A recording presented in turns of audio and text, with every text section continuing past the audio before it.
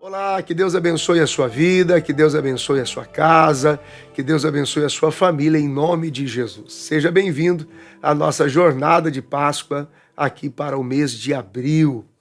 Nós teremos todas as sextas-feiras uma live especial falando sobre a Páscoa. Eu convido você e sua família para que participem. Esteja aí com a gente a cada sexta-feira às 7h30 p.m. Também que você compartilhe com o maior número de pessoas possíveis que possam fazer parte dessa nossa jornada de Páscoa. Não esqueça, se você está assistindo esse vídeo e de repente você ainda não é inscrito no canal da Aba Church Marlboro, você pode fazer isso através do seu celular, computador, através do tablet. Você pode se inscrever e também, se você achar que é bom e valeu a pena, deixar o seu like, fazer o seu comentário. Isso vai tornar o conteúdo relevante e muito mais pessoas vão poder acessar. Deus te abençoe. Vamos começar? Para hoje, eu quero que você preste atenção e acompanhe comigo o livro do profeta Isaías, no capítulo de número 53. O versículo 2 diz assim: Porque foi subindo como renovo perante ele, e como raiz de uma terra seca. Não tinha beleza nem formosura, e olhando nós para ele, não havia boa aparência nele, nada que pudéssemos desejá-lo. Era desprezado e o mais rejeitado entre os homens, homem de dores, experimentado nos sofrimentos, e como um de quem os homens escondiam um rosto. Era desprezado e não fizemos dele caso algum. Verdadeiramente ele tomou sobre si as nossas enfermidades e as nossas dores levou sobre si. E nós o reputávamos como aflito, ferido de Deus e oprimido. Mas ele foi ferido por causa das nossas transgressões e moído por causa das nossas iniquidades. O castigo que nos traz a paz estava sobre ele, e pelas suas pisaduras fomos sarados. Todos nós andávamos desgarrados como ovelhas, cada um se desviava pelo seu próprio caminho. Mas o Senhor fez cair sobre ele a iniquidade de todos nós. Ele foi oprimido e afligido, mas não abriu a sua boca. Como um cordeiro foi levado ao matadouro, e como a ovelha muda perante os seus tosquiadores, assim ele não abriu a sua boca. Os últimos passos de Jesus antes da cruz foram passos de muita dor e de muito sofrimento. Porém, foram passos marcados com muito amor, com muita intenção de demonstrar graça, de demonstrar favor. Assim foram os últimos dias de Jesus a caminho da cruz. Os últimos passos de Jesus antes da cruz é um dos momentos mais emocionantes e inspiradores da Bíblia Sagrada. Se você já leu, se você já assistiu a algum filme que conta a história, você com certeza já se emocionou e muito, como eu fiz muitas vezes. Cada passo final de Jesus estava representando a dor e o sofrimento e o amor que ele carregou por nós, que ele assumiu por nós. Os passos de Jesus antes da cruz são relatados de forma detalhada ao longo da Bíblia. E ele enfrenta dias difíceis, de muita angústia, de muita aflição. Eram dias que antecederiam a sua morte, a morte de cruz. Desde a última ceia com os seus discípulos até a crucificação, Jesus enfrentou muitos desafios, muitos sofrimentos.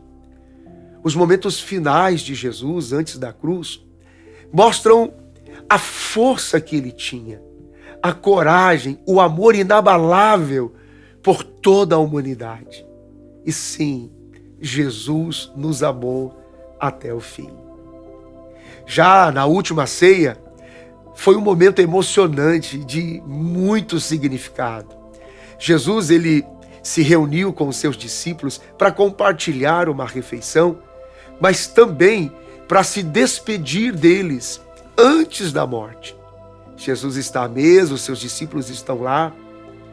Durante a ceia, Jesus instituiu a ceia do Senhor, desta forma como a gente conhece hoje. A ceia do Senhor tornou-se um memorial de sacrifício, um lembrete do seu amor por nós, uma demonstração de amor sem limites. Foi na ceia do Senhor que ele também constrangeu os seus discípulos, levando-os a uma atitude de humildade, de muita reflexão e de auto-julgamento. Isso é o que a mesa do Senhor e a Páscoa também imprime em nós. Lá no Getsemane, em agonia, a Bíblia diz que foi intenso a entrega de Jesus e emocionalmente ele se entregou por nós ali diante de Deus Pai. Jesus enfrentou uma luta interna enquanto ele orava, enquanto falava com Deus, para que, se fosse possível, pudesse passar dele aquele sofrimento de cruz que estava por vir. No mundo espiritual, tudo naquele instante parou. É como se uma pausa eterna fosse instituída ali. No mundo espiritual, Satanás e os seus demônios, eles estavam agitados e focados em Jesus, porque eles sabiam que, se Jesus desistisse ali, tudo estaria perdido para sempre. Mas Jesus não desistiu. Ele se submeteu à vontade de Deus Pai. E ele se preparou para enfrentar a morte. Sim, ele aceitou, ele decidiu enfrentar a morte iminente que estava a poucos passos dele. Jesus foi julgado e condenado. O julgamento e a condenação de Jesus foram momentos de muita injustiça e opressão. Jesus foi acusado de crimes que ele não cometeu e foi condenado à morte por crenças injustas e por mensagem de livramento e vida que ele carregava. Mas mesmo diante da opressão, da perseguição, Jesus manteve a sua fé, Jesus manteve a sua coragem. Ele foi firme no propósito de Deus até o fim. Agora, no caminho da cruz, o caminho da cruz foi um momento emocionante e muito doloroso. Jesus carregou a sua cruz pelas ruas da cidade, sendo o tempo todo insultado, humilhado pelas pessoas que ali estavam. Ele suportou não só a dor e o sofrimento físico, mas ele também precisou suportar a dor emocional, sabendo que ele estava prestes a dar a sua vida por toda a humanidade.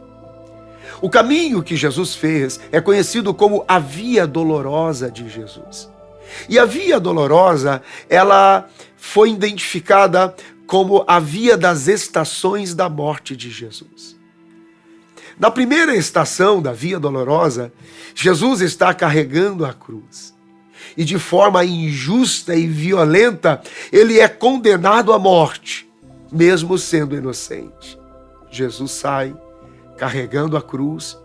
E agora, nesta segunda estação da Via Dolorosa, ele, enquanto carrega a cruz, a madeira, aonde ele seria crucificado, aquela cruz passa a simbolizar o peso do pecado, o peso de toda a humanidade, de todas as vidas por quem ele iria morrer. Logo, instantes depois, Jesus cai pela primeira vez. Jesus cai sobre o peso da cruz e ele está exausto. A sua humanidade está sendo levada ao limite. Mas quanto maior a vergonha e a dor, sobrenaturalmente, maior era a força que ele deixava fluir através da sua convicção. Jesus estava determinado. Jesus estava, mesmo assim, disposto a continuar e não retroceder. Jesus encontra em algum momento Maria, e ele mesmo, com todas as feridas e a dor e o peso da cruz, é ele quem a conforta. É ele quem diz: não desista. Se eu posso continuar essa jornada, você também pode continuar a sua. Mesmo naquele instante, ele tinha força para confortar, para consolar. A cruz está cada vez mais pesada, e então agora surge em uma outra estação Simão Cirineu. Ele aparece e ajuda Jesus, ajuda-o a carregar a cruz. É impossível não se envolver com Jesus. Se você está me assistindo aí agora e de repente a sua opção é não se envolver, a exemplo de Simão Cirineu, é impossível não se envolver com Jesus nessa vida. Ou nós estamos envolvidos com Jesus para amá-lo até o fim, ou pelo menos nós estamos envolvidos com Jesus para rejeitá-lo até o fim. Mas é impossível não se envolver com Jesus. Você não pode simplesmente fazer de conta que nada está acontecendo. Especialmente nesse período da Páscoa, em que nós nos tornamos ainda mais intencionais no nosso tempo de reflexão e sentimento a respeito do que tudo isso significa. Jesus está sentindo agora forte o peso da cruz, e pela segunda vez ele não consegue se conter, mas ele não desiste, porque ele já havia vencido no Getsemane. E quando a gente vence no Getsemane, esse é o sinal de que se nós somos capazes de vencer no Getsemane, a cruz, ela é só mais um detalhe para a gente. E Jesus já havia vencido lá. Os olhos dele já estavam na ressurreição. A cruz era só um elemento adicionado àquele escárnio todo, mas não o definia. Ele sabia que seriam só 3 dias e tudo já estaria resolvido. Jesus, ele é humilhado mais uma vez, ele é despojado das suas vestes. Tiram as vestes de Jesus. A humilhação de Jesus é clara. A dor que Jesus sofre nessa jornada rumo à cruz, parece que não tinha limite para aquela gente. Quando nós olhássemos para ele naquele instante, se confirma as palavras de Isaías dizendo que não havia nele beleza alguma para que o desejássemos. Ele se tornou indigno, ele se tornou maldito por nós. Ele foi ferido e oprimido por nós. Jesus é sem misericórdia pregado à cruz. E ele começa a sofrer os horrores da crucificação. Lá na cruz, antes de morrer, diferente de todo o resto, as pessoas estavam agitadas, os soldados estavam cumprindo as suas ordens, mas eles não conseguiam entender o que era diferente, o que estava sendo pronunciado, manifestado naquele instante. Muitas outras pessoas já haviam se anunciado o Messias ou o Cristo de Deus, mas ninguém jamais como aquele homem. E na cruz, Jesus pronunciou as únicas 7 palavras registradas na Bíblia. A primeira palavra de Jesus na cruz foi: Pai, perdoa-lhes, porque eles não sabem o que fazem. Eles não entendem o que eu estou fazendo, tampouco entendem o que eles estão fazendo. Pai, perdoa-lhes. Páscoa é um tempo de reflexão, onde a gente busca a identificação com a humanidade do outro. Por isso há a possibilidade de perdoar. Quer dizer, os papéis poderiam estar invertidos na ofensa e no ofensor.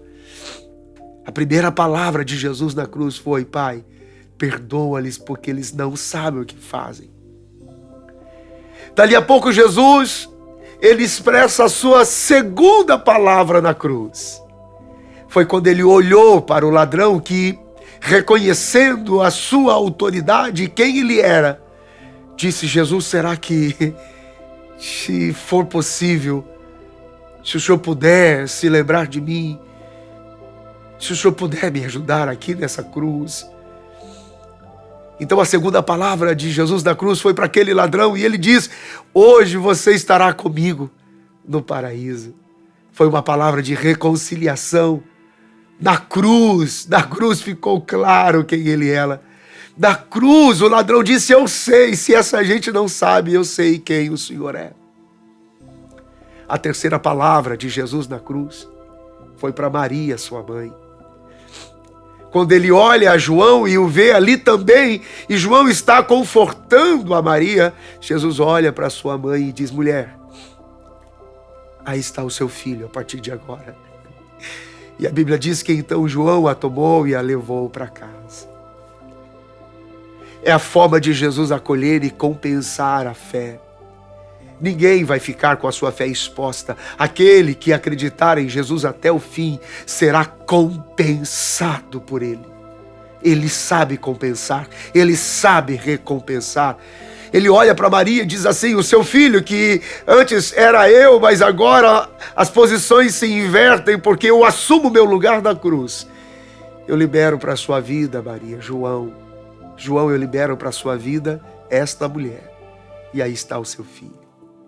A quarta palavra de Jesus na cruz é quando ele olha para o céu e ele busca no Pai, ele busca na eternidade a presença do Deus Pai, e ele diz: meu Deus, por que me desamparaste? Diferente do que muita gente pensa, a impressão de que Deus se isola, se ausenta ou ignora, na verdade Deus se faz um com o seu Filho na cruz, e eles nos amam até o fim. Logo depois de dizer isso, Jesus pronuncia a sua quinta palavra na cruz. É quando ele olha para todos os soldados e ele vê a agitação de todos. E a Bíblia diz que ele teve sede. Então ele diz: eu tenho sede. Tentaram enganar a Jesus e colocar nele uma esponja embebedada com vinagre. E isso traria o efeito de alívio da dor, e isso não poderia acontecer nele, porque ele sofreria até o fim, então ele rejeita. A sexta palavra de Jesus na cruz é quando ele olha outra vez para o céu, então ele brada dizendo: está consumado, está tudo acabado, está feito. E quando ele vai reclinar a cabeça para que a morte tivesse a impressão de vitória, ele diz a sua última expressão na cruz: Pai, em tuas mãos eu entrego o meu espírito. E então Jesus morre. A crucificação é um momento de muita dor e de sofrimento extremo. Jesus foi pregado na cruz e deixado para morrer lentamente, porque era assim que o ato de morte na cruz deveria acontecer. Ele sofreu fisicamente, mas ele sofreu também emocionalmente, sabendo que ele estava morrendo pelos pecados de toda a humanidade, por mim e por você. O amor de Jesus na cruz, o amor dele por nós, o fez suportar a dor, o fez suportar o sofrimento para que eu e você não pudéssemos ou não precisássemos enfrentar toda essa dor e toda essa vergonha. Jesus enfrentou a dor, enfrentou o sofrimento, enfrentou a morte por causa dos nossos pecados, para que pudéssemos ter nele a vida eterna. Os momentos finais da crucificação de Jesus são um convite para que todos nós, eu e você, nos aproximemos de Deus e que reconhecemos o amor dele por nós e que haja arrependimento em nós por nossos pecados. E então possamos tomar a incrível e mais poderosa decisão da nossa vida: aceitar a Jesus como o único e suficiente Salvador, reconhecendo-o como Senhor, reconhecendo como Senhor e Salvador. Nesse mês de abril, na jornada da Páscoa, eu quero convidar você, nessa primeira live, a checar o seu coração e as suas convicções a respeito de Jesus. Se você está me assistindo aqui e nunca entregou a sua vida a Jesus, esse é um bom momento para você fazê-lo.